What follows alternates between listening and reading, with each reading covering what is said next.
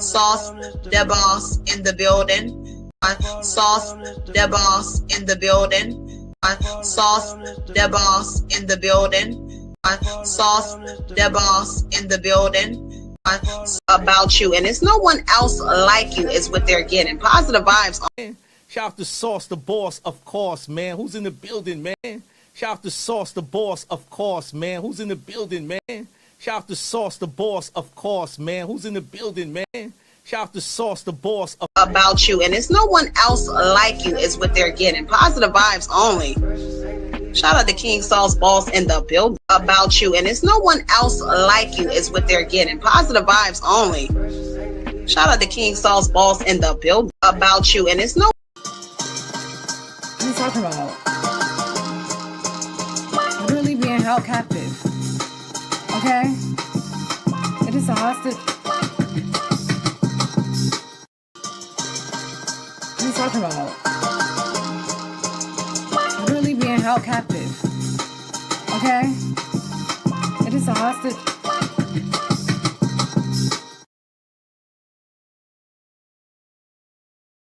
Oh, yay! Thank you. Oh my God, she shot me. He's coming. Okay, in front of all of us right here. I think they actually like you guys in here. They're probably getting a kick out of it. This young girl had a basketball for legs. In 2000, 4-year-old Quinn Hung Yang was involved in a devastating car accident that changed her life forever. Living in a poor village in China, her injuries were so severe that doctors had no choice but to amputate both of her legs. Her family couldn't afford proper prosthetics, so Quinn's grandfather improvised. He cut a basketball in half, placed padding inside, and helped her balance on it. Using her arms to walk, she would swing her small body forward on the basketball in wooden handles, refusing to let her disability define her. Children in the village began calling her Basketball Girl, but instead of feeling ashamed, Quinn wore the nickname like armor. Photos of her determination went viral in 2005, capturing hearts around the world. She wasn't begging for sympathy, she was fighting to move forward, one painful push at a time. Moved by her resilience, the Chinese government stepped in. That same year, Quinn was brought to Beijing where she received custom-fitted prosthetic legs and began formal rehabilitation. It wasn't just about walking, it was about reclaiming her future. A massive trigger warning right now in San Isidro, Argentina. Kids were coming home with like bruises. They were just throwing random tantrums. They were showing fear of water. And there was a father. His name is Diego Hernandez. He has a wife and a 1.5-year-old. And she would go to this fraternal kindergarten. It was just a preschool for kids that were 2 years or younger. And Diego and his wife noticed that their daughter began to space out a lot. Like she was struggling to finish any tasks and stuff, and they ended up giving her extra classes for her to learn. So they contacted a different program where they would have a teacher come to the house and tutor her, and then the teacher's like, well, what the she goes to this school? And then they were confused. They were like, yeah, like, I mean, we've always brung her there. There was no problem. She basically explains like, I used to work at that school, but I didn't really like it because there was stuff that I didn't agree with. But the father, Diego, he decides, I want to investigate. I want to see what the fuck is going on in the school. So he ends up putting an iPod inside her backpack, leaves her recording, and then after he reviews the iPod, it's revealed that the teachers or the teacher in that daycare is verbally abusing them. You hear a bunch of kids crying and stuff like they're scared, and basically tells them like, yo, shut up, if not I'm gonna drown you guys. And you can hear kids saying, please, no, like not the water. He had like over 4 hours of audio, but it was only 2 minutes that was revealed to the public. I'm gonna show you guys that right now, and it's scary because like this could happen to anybody's kid. Although we don't know exactly what happened to Ray, there are a few theories. One theory is that Ray really did just end his own life, that he really did just jump off the roof that night. Ray and Allison had reportedly gone to the Belvedere Hotel's roof twice in the past to watch the sunset. And when Ray ran out of his house in a panic that night, he left a website up on his computer that showed where the sun was going to be setting that night in Baltimore, which was in the general area of the hotel. His family does not believe that he would willingly jump off of a roof though, because he was terrified of heights. Another theory is that he suffered suffered some sort of mental break and ended his own life following a manic episode. Authorities believe this is likely what happened, especially after examining the letter he wrote. Ray didn't have any history of mental illness, but the letter was a clear indicator that he could have been going through an unexpected manic episode. This would also explain his growing paranoia and his new interest in the Freemasons. Theory number 3 is that he was murdered and that foul play was involved, even though police found no evidence of this. It is odd that his injuries don't exactly match with falling off of a roof. That, along with the drag marks on his shoes, leads some people to believe that he could have been hit by a car. Adding to this theory is the fact that the lead investigator on the case believed that this was a homicide, citing that the hole he supposedly fell in was too clean of a hole and rather too small to fit his body. But suspiciously, this investigator was taken off the case, so he didn't really get a say in the final ruling. Some think that his body was just stored in the hotel's conference room for some reason, and that he was placed under the hole to make it look like he fell. Another really wild theory that for some reason was going around was that Ray's body was thrown from a helicopter. I'm not sure why this rumor started, but I guess it was because the area of this hotel is a really popular area, yet no one saw Ray in or outside of the hotel at all. But nobody saw a helicopter in the area either, and this wouldn't make sense because a helicopter wouldn't have hovered low enough to toss him directly onto the roof. Theory number 4 is that Ray's best friend Porter, or at the very least his company, was involved. Like I said, the last call that Ray ever got that night was from someone at that company, and I'm not entirely sure if it's a coincidence that the hotel / where he died was near Porter's company. It was reported early on that after Ray went missing, Porter's behavior changed and he refused to talk to the police or help his family in the search. There was also a rumor that Porter issued a gag order on his employees immediately after Ray's body was found, and then he lawyered up. How true that is though, I'm not sure, because according to Porter, he did help in the search for Ray, and he did cooperate with police. To me, there is a lot here that does point to foul play, but there's also a lot that suggests he could have taken his own life. He could have had a psychotic break that no one knew he was going through, or there really could have been someone out to get him. But it's now been 19 years, and whatever happened to Ray that night at the hotel remains a mystery. It was Canada's worst ever theme park disaster, and park guests could only watch on in horror as people were thrown to their deaths in front of them. It was the 14th of June 1986 in Alberta, Canada. West Edmonton Mall was a huge shopping centre, and I feel from what I've seen it kind of looks like a bigger version of the Trafford Centre in the UK. Inside was also a theme park. This mall really had everything.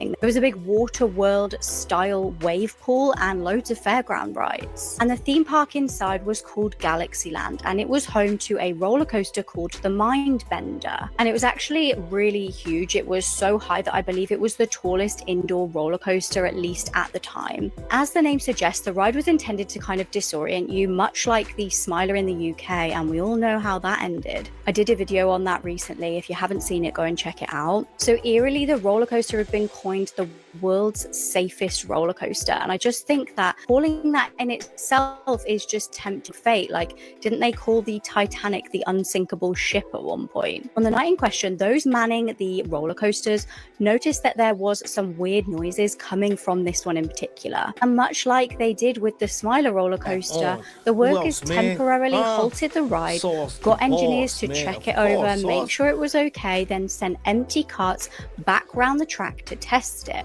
Following this, it kind of felt like the ride was okay, it seemed safe, everything was back to normal, the noises stopped. Thinking all was resolved, the workers then reopened the ride and loaded some more unsuspecting guests onto the next carts. But to their horror, during one of the final loops of the ride, suddenly one of the carts became loose. And this is like something off a horror film. The park goers watched on in horror as the cart derailed and smacked into a pillar at 100 kilometers an hour. Lap belts that were kind of once like holding the passengers in safely in place came loose, and the cart violently threw passengers through the air onto the concrete below. Now, this was one of the riders at the time. His name was Rod Chaco, and he'd gone on the ride with his friend, 24-year-old David Sager. They were sat behind a lovely engaged couple. This was Tony Mandrowsk, aged 24, and Cindy Sims, 21. Rod recalled this horrifying moment where the cart like swayed and he was suddenly thrown out and hit the ground. His legs were shattered. He suffered numerous broken bones, including his feet, pelvis, and lower back and ribs. Bodies littered the floor of the theme park and ambulances raced to the scene. Multiple injured people, including Rob, were rushed to hospital, but tragically, David, Tony, and Cindy were killed in the crash. Now, as I said, Rob about was you, so and it's no injured, one the else doctors like actually you is what couldn't they're even getting. count the Positive amount of vibes broken only. bones he sustained. Shout out to King But Saul's thankfully, boss they in were the building. able to save his legs without having to amputate. The disaster was determined to be due to manufacturing flaws and 4 bolts that had come loose. Although Rod did survive the horror crash, he was left with lifelong chronic back pain. He feels that it's not right that there isn't a memorial site, like a specific memorial site to honor the deceased, but the mall were trying to keep him sweet by giving him free tickets to the park if he ever needed them. The ride was reopened and ultimately only properly closed in 2023. This man was swallowed in his sleep by a sinkhole. On February 28, 2013, just before midnight, the quiet town of Seffner, Florida was shattered by a nightmare that still haunts many to this day. 37-year-old Jeff Bush had just gone to bed, unaware that a hidden danger lay directly beneath him. Without warning, the ground beneath his bedroom collapsed, creating a massive sinkhole that stretched 20 feet across and at least 50 feet deep. In seconds, Jeff and everything around him was gone, completely swallowed by the sinkhole with no chance to escape. Hearing the chaos, Jeff's brother Jeremy raced into the room. He saw nothing but a gaping hole where Jeff's bed had been moments before. Desperate, Jeremy tried to pull him out, risking his own life, but it was too late. Jeff was sadly dead. Rescue teams arrived quickly, but the ground continued to crumble, making it too dangerous for anyone to go in after Jeff. And after hours of searching, it was clear that Jeff would never be recovered. The sinkhole was too unstable and too deep. Sadly, Jeff's body was never recovered. I'll show 2 videos right now. These kids were just playing, soccer inside, and in the background, a duende appears. A duende? I've seen this video before. It's fucking horror nostalgia right here.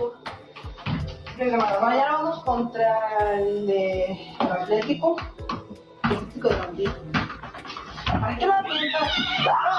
I remember seeing this video, bro. And then the other video is this one. It's titled Aparición de un Duende. I've never seen this one before.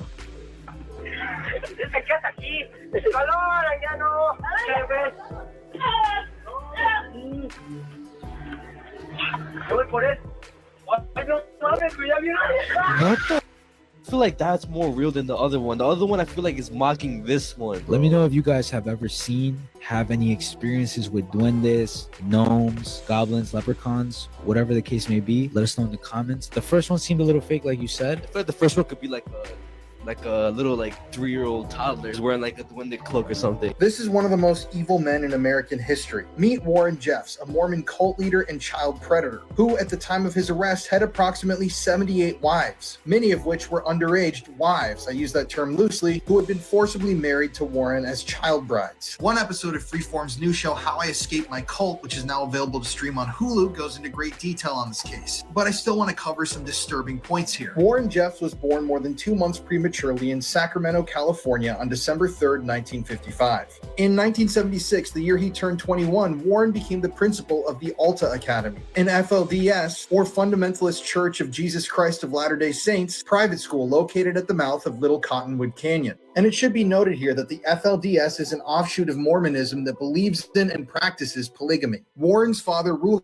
Jeffs, became the leader of the FLDS Church in 1986, and eventually had 19 or 20 wives and approximately 60 children. Upon his father's death, Warren immediately married almost all of his father's widows and established himself as the sole authority on marriages in the church. And in 2002, Warren took over as the leader of the FLDS Church, establishing himself as president and prophet. As president and prophet, Warren controlled who married whom, had the power to reassign wives, kids, and even homes as punishment, and managed a huge chunk of property worth over $100 million until the court stepped in, all while preaching that having more wives brought a man closer closer to heaven. In 1998, Warren about married you, and his it's no eighth one wife, a else like you 16-year-old is girl what they're named getting. Vicky. Positive And 2 vibes years only. later, in the year 2000, Shout out to Vicky King gave Saul's birth to the boss in the couple's building. son, a boy they named Wendell. In 2004, Warren's nephew Brett came forward with a lawsuit claiming that Warren Jeffs had sexually assaulted him in the 1980s. And this opened the floodgates. Suddenly, more and more allegations of abuse surfaced publicly, including allegations from Warren's own family members and children who claimed that he mentally, physically, and sexually abused them.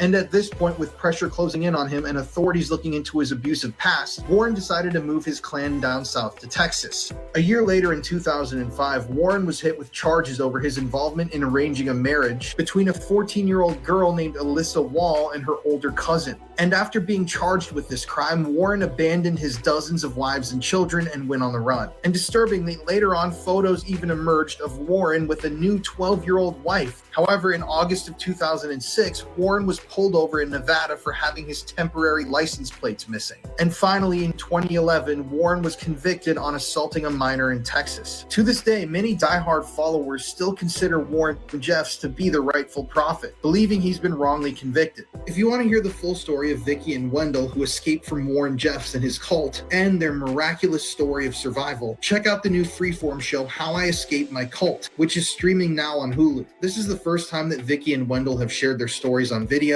and it's an incredibly powerful and disturbing watch. How has no one heard of the Welsh version of the Chris Watts case? It was July 2000 in Barry, which is near Cardiff in Wales. Robert and Catherine Mottry lived in a £250,000 house with their 4 children. These were James, who was 18, Sean 16, Luke 14, and Bethan 10. The couple had been married for 23 years, and to everybody who knew them, they seemed like the perfect pair. Robert was 49 years old and was an entrepreneur. He owned a hotel and had previously ran a nightclub. His wife was the secretary of the local PTA and had just worked really hard to complete a philosophy and sociology degree. As you can see, she was just graduating here in this photo. They were always out doing things together as a family, going on family outings and little trips. No one had any reason to think that anything was wrong behind the scenes. But on the 23rd of July, it was actually a couple of Catherine's friends who raised the alarm. Much like in the Chris Watts case, when Shanann's friend went over to the house and just felt like something was off and she hadn't heard from her friend. They hadn't heard from Catherine in days, which was unusual, so the friends physically went over to the house. And they got no answer from the front door. They were getting no answer on the phone. So they actually decided to get a ladder and look up into the windows of the house. Inside, they could see something on a bed covered with a sheet. Now, they decided to call police at this point, and when officers arrived, they couldn't believe what they found. It was described as a house of horrors. Children and their mother were all tragically dead inside of the house. They'd been laid on their beds, and one officer said, quote, "It seemed nearly an execution-style killing, and I have never come across in 13 years nearly a series of killings which appeared so methodical, so chilling, and clinical in the approach." Catherine's best friend had last seen her alive on the 11th of July after dropping her home after a salsa class they'd been to. The women had just hugged and said their goodbyes and said see you soon as normal, not knowing it would be the final farewell. Now, the weapon used for the crimes was never found, but it was determined that the family members had suffered blows to the head with a blunt object. There were no self-defense wounds or marks to indicate that any of them had tried to fight back, so they were definitely approached unaware. It was only when officers found Robert over the upstairs landing that they realized he had unalived himself. This was an obvious murder and self-unaliving. During the investigation, officers were very disturbed to find that Robert had in fact been inside the home alive with his dead wife and children for over 24 hours. He did the most bizarre things prior to unaliving himself, such as sending text messages to cancel his daughter's lift to school and leaving notes to cancel the milk delivery. Like, why do you care about the milk delivery? Despite the fact that Robert had ultimately unalived himself, he even went to the trouble to meticulously clean up the crime scene. He tidied and mopped up some blood. It's hard to kind of figure out what on earth was going on in his head at this time. Investigators really needed to take a close closer look into computer and bank records to try and piece together what on earth had happened prior. As I said, he was a businessman, but he was secretly facing financial troubles, which only came out after his death. The hotel that he owned had been victim to a fire, and insurance companies were refusing to pay out. Robert was actually unable to sell the place, and it was quickly draining all of his savings. The family couldn't pay their mortgage for 2 months and were receiving a torrent of legal letters through the post, basically demanding the cash. And that wasn't the only secret that the family were hiding. Catherine had had an affair with one of Robert's colleagues, a man called David Osborne. And although this had ended prior to her death, she'd also started another affair more recently with a guy called Paul from the pub.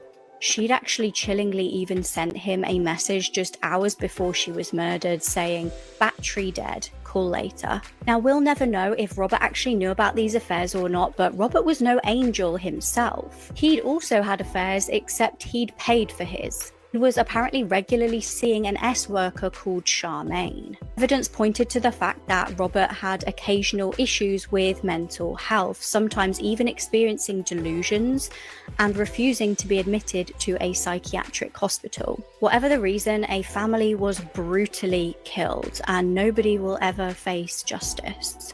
There's something so incredibly disturbing about the death of Ray Rivera.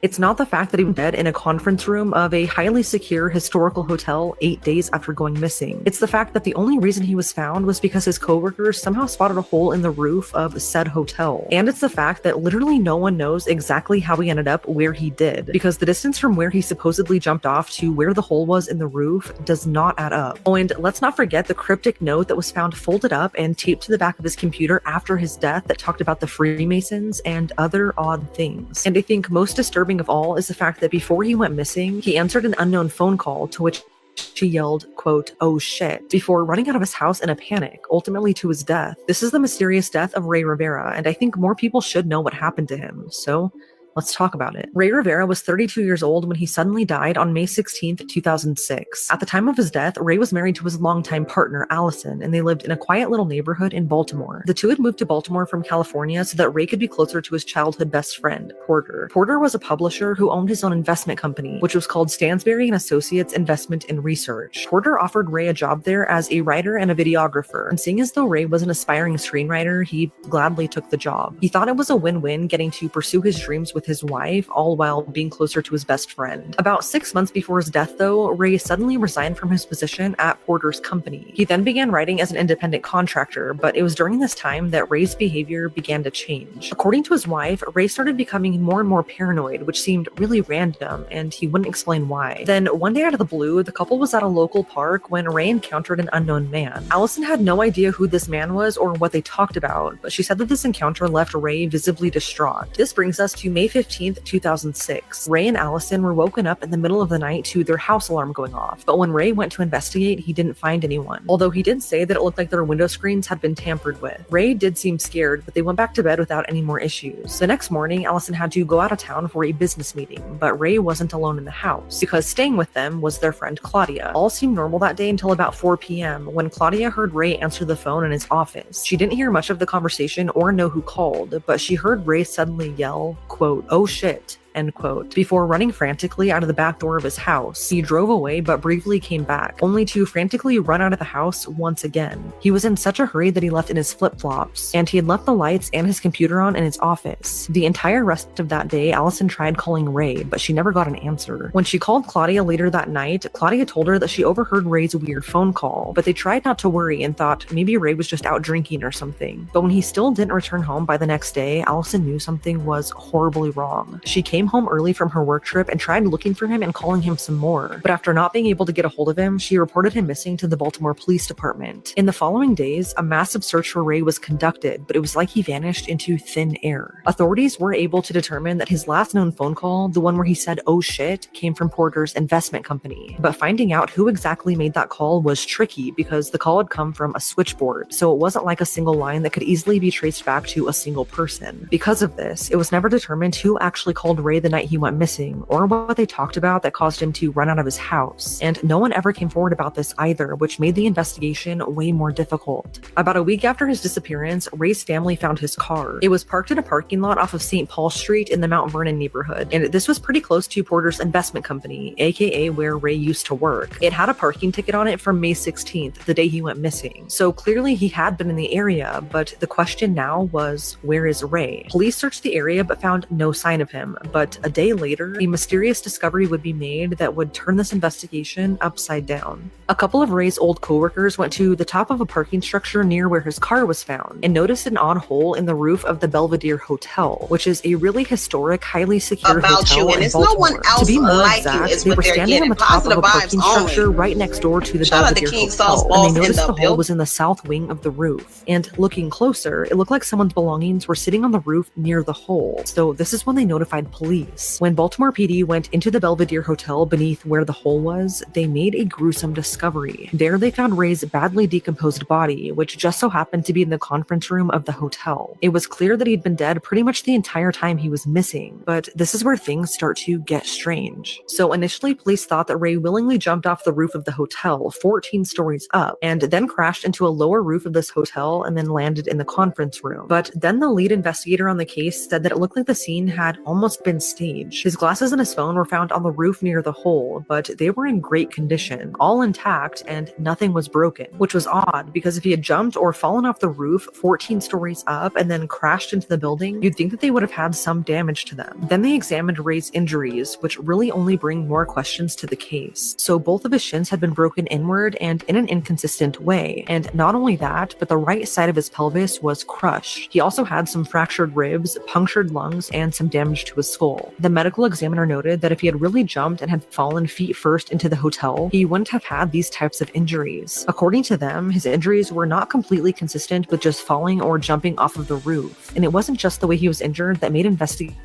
have doubt. The main question was how exactly he got to that part of the hotel where he supposedly fell in. Police theorized that he jumped from the top roof of the hotel and fell 14 stories to a lower roof of the hotel, but the hole was roughly 45 feet from the roof's edge, and the layout of the roof and the location of the hole just really don't add up, as there's a pretty sizable distance between the two. If Ray had fallen vertically like police initially thought, it would have been a fall of 177 feet, and it would have taken him roughly 3.3 seconds till impact. If he jumped from the main roof and somehow flew the distance of 43 feet to the lower roof before impact, he would have had to have been going a speed of 10 miles per hour. Investigators say this is somewhere between a fast run and a sprint for an average healthy man wearing running shoes. But here's the thing, at the time of his death, Ray was wearing flip-flops, which would have made it incredibly difficult to go that fast. And another thing that's highly suspicious is the fact that his flip-flops had drag marks on them. And it seemed incredibly unlikely that he would have been able to jump the entire 43 feet to the other side of the roof, especially with flip-flops on. The biggest mystery about this is how exactly Ray fell where he did and how he got there. So then police started looking into the possibility that he climbed up onto this really thin ledge of the hotel and jumped. But this was quickly ruled out because in order to get to that exact spot, he would have had to enter someone's office or another person's hotel room. So then police started investigating the possibility that Ray was murdered. But the only thing they found backing this up was one missing personal item. Ray had this really nice engraved money clip that he always carried with him. But when he was found, it was missing, and to this day, it's just mysteriously never been found. Authorities hope that there would be security footage from in and around the hotel, since this is a pretty secure hotel. But conveniently, all of the cameras on the roof and leading up to the roof weren't working due to technical problems. So then the next hope was that someone, either a guest of the hotel or an employee, saw Ray that day in the hotel. But no one did. I guess there weren't any alarms on their fire doors, and it was possible that the elevator was left unlocked for Ray to just walk in off the street. It was also rumored that the bartenders on the 13th floor of the hotel would sometimes go up to the roof to smoke, so it was possible that the door to the roof had been left unlocked or propped open. But for not one single person to have seen or heard Ray that day, it just seems so unusual. And not one person physically saw him on the roof either. Another weird thing to me is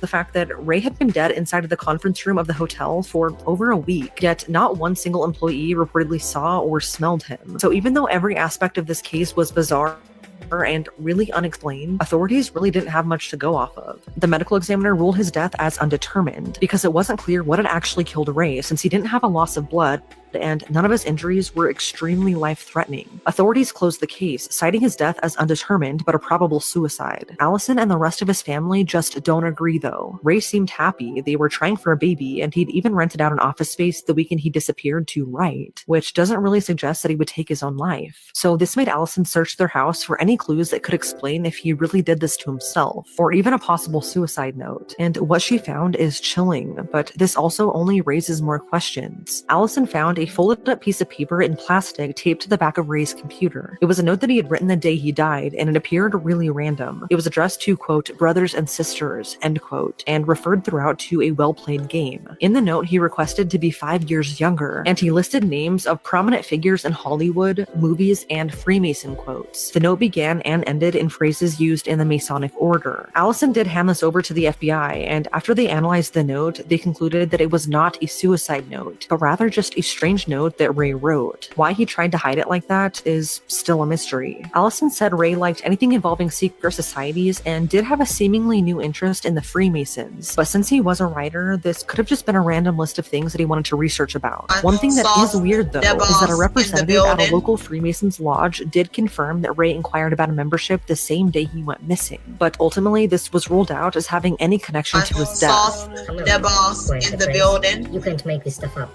I have known the story of real-life boogeyman, Albert Fish. A slight, elderly man with gray hair. No one suspected the kindly single father of being sadistic child murderer. Sauce the boss, yo, Sauce the boss, of course. These are scary games to play in real life, part 1. This game is called the Picture Game, and it's a paranormal game that allows you to take pictures of ghosts. To play the game, you will need at least 2 people and a phone with a flash. Then find an empty room and sit directly across from each other. Then turn off the lights and hold hands and say, "I trust you," to each other. Now say, "The door is open, please come in," 3 times at the same time. Now open your eyes. Whatever wanted to come into the room is now in there. Now each of you grab your phone and take a picture of each other while saying, "I caught you." Now do this 3 times each. Now both of you close your eyes again and say, "It's time to go home." Turn on the lights and then look at the photos you guys took of each other. One of you would then see a ghost standing behind you, and the other one won't, but the person that has the ghost behind them will experience paranormal activity for at least a week. Now the ghost won't harm you at all, but it would do its best to completely terrify you.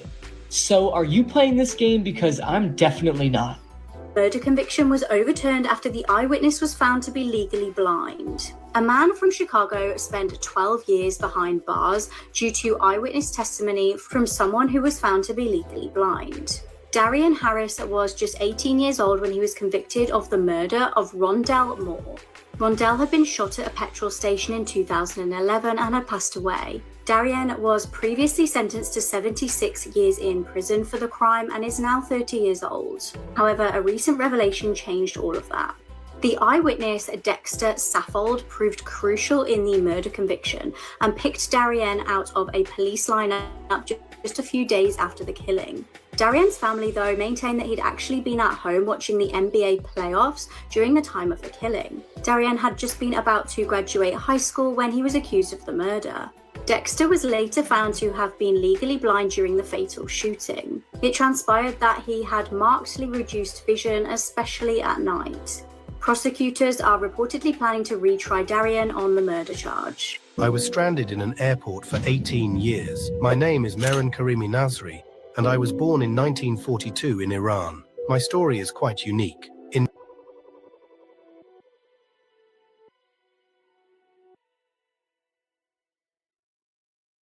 My life, son.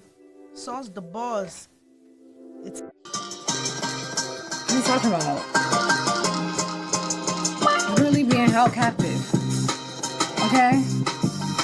It is a hostage. What are you talking about? Really being held captive. Okay? It is a hostage.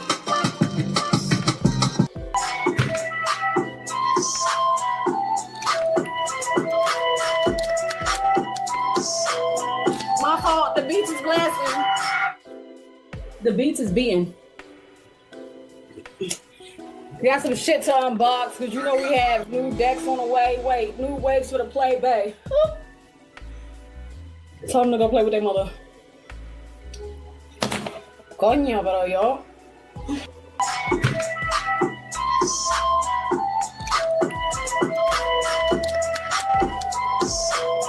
My fault. The beats is blasting. The beats is beating.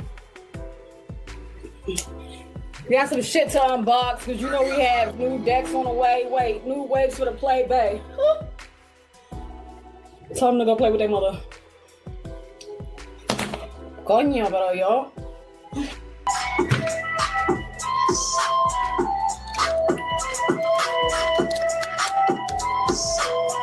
My fault. The beats is blasting. The beats is beating. We got some shit to unbox because you know we have new decks on the way. Wait, new waves for the play bay. Tell them to go play with their mother. Coño, pero yo.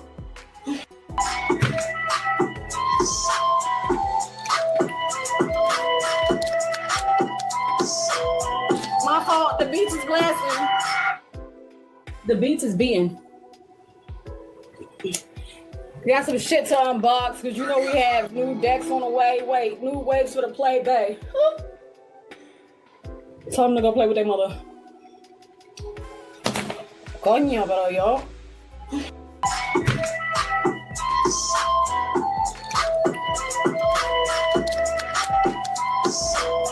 My fault. The beats is blasting.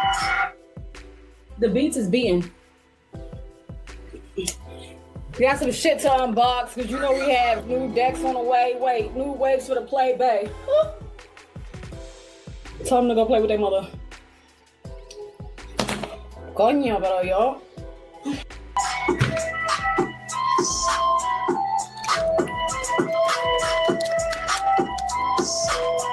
My fault. The beats is blasting. The beats is beating. We got some shit to unbox because you know we have new decks on the way. Wait, new waves for the play bay. Tell them to go play with their mother. Coño, pero yo.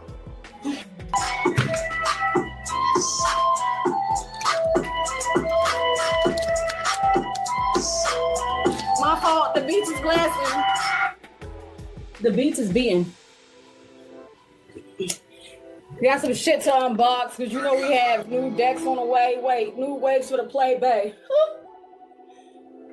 Tell them to go play with their mother. Coño, pero yo.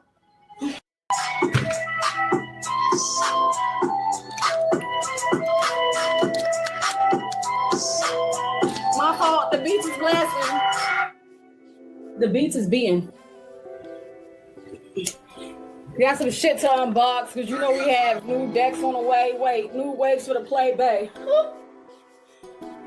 Tell them to go play with their mother. Coño, pero yo.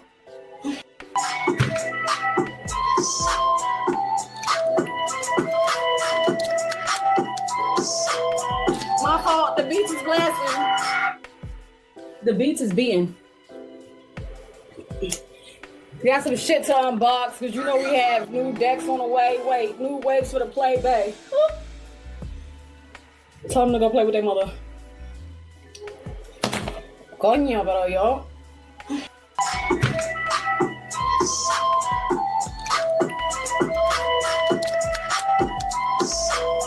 My fault. The beats is blasting. The beats is beating. We got some shit to unbox because you know we have new decks on the way. Wait, new waves for the play bay. Tell them to go play with their mother. Coño, pero yo.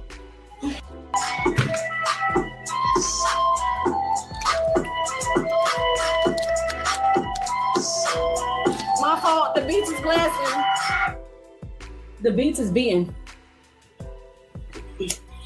We got some shit to unbox because you know we have new decks on the way. Wait, new waves for the play bay.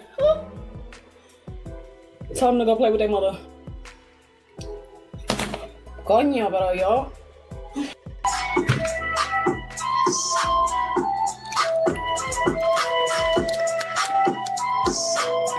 My fault. The beats is blasting. The beats is beating. Got some shit to unbox because you know we have new decks on the way. Wait, new waves for the play bay. Tell them to go play with their mother. Coño, pero yo.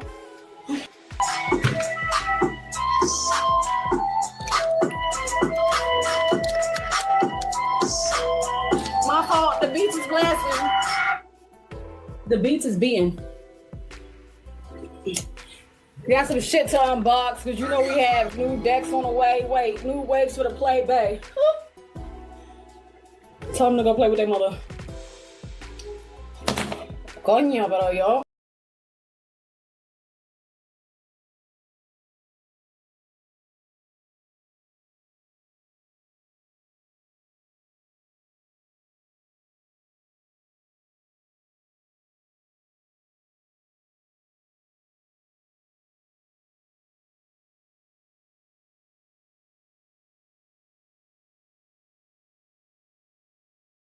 My life, son.